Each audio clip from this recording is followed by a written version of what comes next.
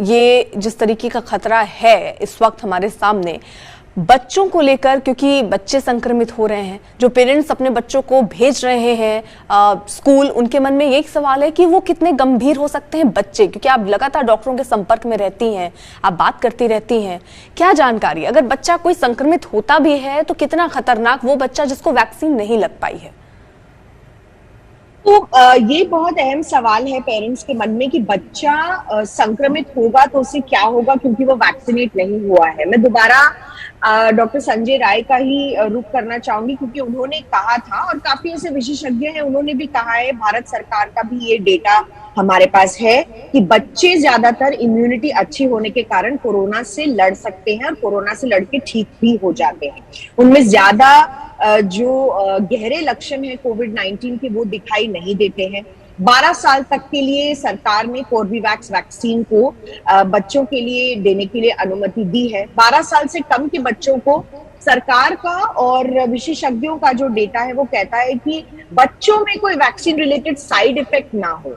इसलिए जब तक पूरी तरीके से एक सुरक्षित वैक्सीन का निर्माण नहीं होता तब तक 12 साल से कम बच्चों को हम वैक्सीन नहीं देंगे।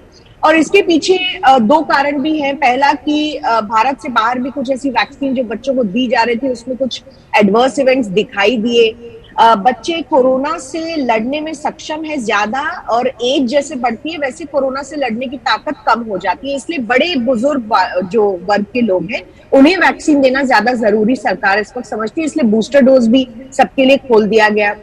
जो बच्चे फिलहाल अगर दिल्ली की बात करें अस्पतालों में जो एडमिट हैं वो ज्यादातर कोमॉर्बिड बच्चे हैं। कोमॉर्बिड बच्चों का ये होता है कि अगर आपको अंदरूनी कोई बीमारी है, आपको दमे की बीमारी है, आपको अगर कोई क्रॉनिक डिजीज है, किडनी डिजीज है, रीनल डिजीज है, हार्ट डिजीज है, तो आपका कोरोना से लड़ने की जो क्षमता है वो कम हो जाती है। वो हर कोमॉर्बिड एज पे दिखाई देती है। लेकिन सरकार के पास बच्चे जो कोमॉर्बिड हैं कितने हैं भारत में, उसका कोई ठोस डेटा नहीं है। इसलिए जब बच्चों को 12 साल से कम वैक्सीन दी जाएगी या जब सरकार ये प्रावधान शुरू करेगी तब वो सभी के लिए होगा। जैसे 12 से 15 साल के लिए भी उन्होंने सारे ही बच्चों के लिए ये प्रावधान शुरू किया, क्योंकि उनके पास कोई स्पेसिफिक डेटा नहीं कि भारत में कितने बच्चों को कैंसर है, कितने बच्चों को हार्ट डिजीज है, कितने बच्चों को डायबिटीज है, बचपन में कितने बच्चों को एस्थमा है, ब्रोंकाइटिस है, ऐसी बीमारियां हैं। तो फिलहाल बच्चों के लिए वैक्सीन लेने से ज्यादा जरूरी है मास्क लगाए रखना, और उससे भी ज्यादा जरूरी है स्कूल जाना, क्योंकि उनकी मानसिक जो स्थिति है, पिछले 2 सालों से बच्चे घर में बंद रहे, काफी अपसेट रहे, उनके मेंटल हेल्थ पे बहुत प्रभाव पड़ा है। इसलिए टीचर्स, अभिभावक और साइंटिस्ट भी ये कह रहे हैं कि स्कूल झटके से बंद कर देना ये कोई सोल्यूशन नहीं हुआ, क्योंकि मॉल खुले हैं, ऑफिस खुले हैं, लोग बाहर जा रहे हैं, लोग घूमने भी जा रहे हैं। तो स्कूलों पर ये जो गलत प्रभाव पड़ता है कोविड के बढ़ते केसेस का, इससे थोड़ा दूर रहना चाहिए। इसलिए दिल्ली सरकार का ये बहुत अच्छा कदम रहा है कि वो झटके से स्कूल बंद नहीं कर रहे हैं। नोएडा में जो स्थिति है, अब तक 93 स्कूली छात्र कोरोना पॉजिटिव आए हैं, 93 छात्र कोरोना संक्रमित हुए हैं, और ये अब डरा रहा है क्योंकि छात्र जो है इसकी चपेट में आ रहे हैं। 24 घंटे में 65 कोरोना संक्रमित लोग सामने आए हैं। 65 में से 19 स्कूली छात्र कोरोना संक्रमित हैं। यानी सुशांत, कुल मिलाकर हम देख रहे हैं कि अब जो सवाल यही था, बच्चे जो हैं, जो छात्र हैं, जो स्कूल कॉलेज जा रहे हैं, उन पर खतरा मंडरा रहा है। और उसी में आप देखिए आंकड़े भी कुछ उसी दिशा में इशारे कर रहे हैं। 65 कोरोना संक्रमित में से 19 जो हैं वो छात्र बताए जा रहे हैं।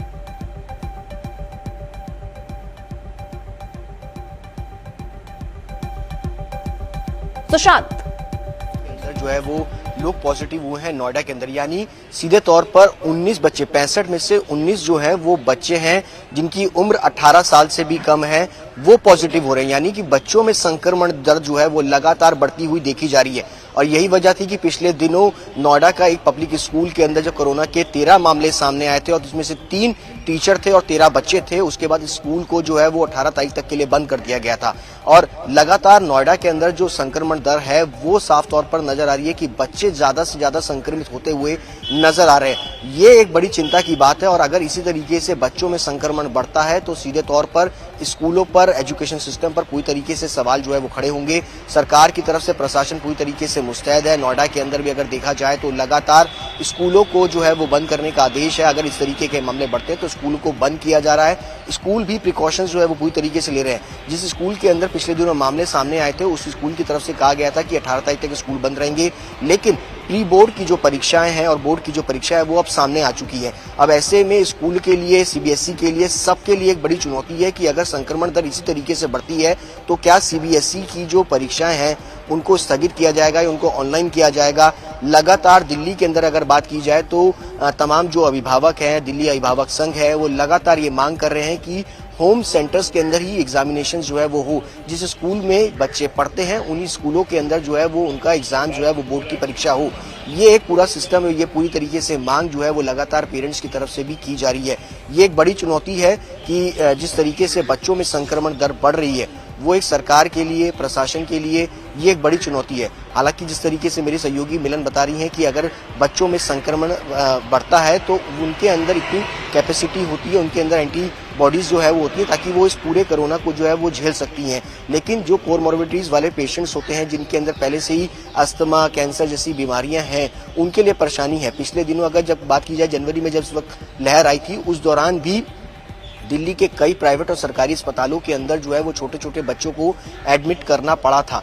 ये एक बड़ी चुनौती है। अगर अब इस बार जो जब चौथी लहर जो सामने नजर आ रही है, अगर कहा जाए जिस तरीके के मामले बढ़ रहे हैं उसमें ज्यादातर बच्चे जो है वो संक्रमित देखे जा रहे हैं, चाहे वो दिल्ली हो, नोएडा हो। एनसीआर में लगातार ये जो मामले हैं बच्चों में ज्यादा दिखाई दे रहे हैं। मिलन, अब देखिए चौथी लहर को लेकर, क्योंकि ये कहा जा रहा है कि जून जुलाई में आ सकती है, आप डॉक्टर के संपर्क में रहती हैं, डॉक्टर्स क्या अनुमान लगा रहे हैं, ये चौथी लहर आएगी भी या नहीं आएगी? और अगर आएगी तो महीना कौन सा होगा? कब तक वो अंदाजा लगा रहे हैं कि चौथी लहर का पीक होगा? देखिए, जो स्टडी आईआईटी कानपुर की तरफ से आई थी कि जून जुलाई में चौथी लहर दिखाई देगी, इस स्टडी को बाकायदा मिनिस्ट्री ऑफ हेल्थ यानी कि स्वास्थ्य मंत्रालय ने नकारा था, क्योंकि वो एक एस्टिमेटेड मॉडल पर बेस थी। लेकिन हम देख रहे हैं कि अप्रैल के महीने में अब हम हैं और अभी से केसेस में जो बढ़ोतरी है वो दिखना धीरे धीरे शुरू हो चुका है। हम भूल नहीं सकते, पिछले साल याद होगा आपको, इस वक्त 2021 में भारत में जो दहशत वाली लहर डेल्टा वेव की आई थी, जिसमें काफी मौतें भी हुई थी, और इस साल हम अप्रैल में हैं और उससे बेहतर स्थिति में हम दिखाई दे रहे हैं। इसको लेकर विशेषज्ञ अभी भी जो है केसेस में जो बढ़ोतरी है वो देख रहे हैं। कहाँ कहाँ पॉजिटिविटी रेट जो है वो 5% से ज्यादा होता है, वहां पर स्ट्रैटिफाइड तरीके से जो रिस्ट्रिक्शंस है लगाने की जरूरत फिर से पड़ सकती है। बच्चों में ज्यादा संक्रमण इसीलिए ही देखा जा रहा है, जैसे सुशांत ने बताया कि वो एक्सपोज्ड हैं और उन्होंने वैक्सीन नहीं ली है, लेकिन जो सीरो पॉजिटिविटी रेट है, जिसे हम एक्सपोजर टू वायरस कहते हैं, वो बच्चों में भी ज्यादा रहा।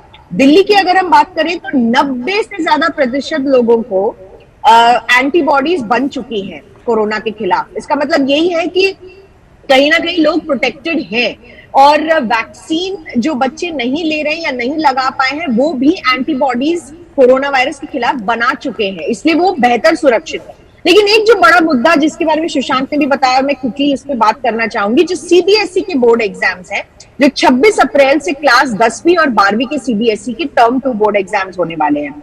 उसमें इस बारी टर्म 1 के बजाय जो सेंटर्स हैं वो होम सेंटर्स नहीं होंगे, यानी कि जिस स्कूल से वो बिलोंग करते हैं उस स्कूल में वो सेंटर्स नहीं होंगे, उन्हें उन सेंटर्स से दूर भेजा जा रहा है किसी दूसरे सेंटर में।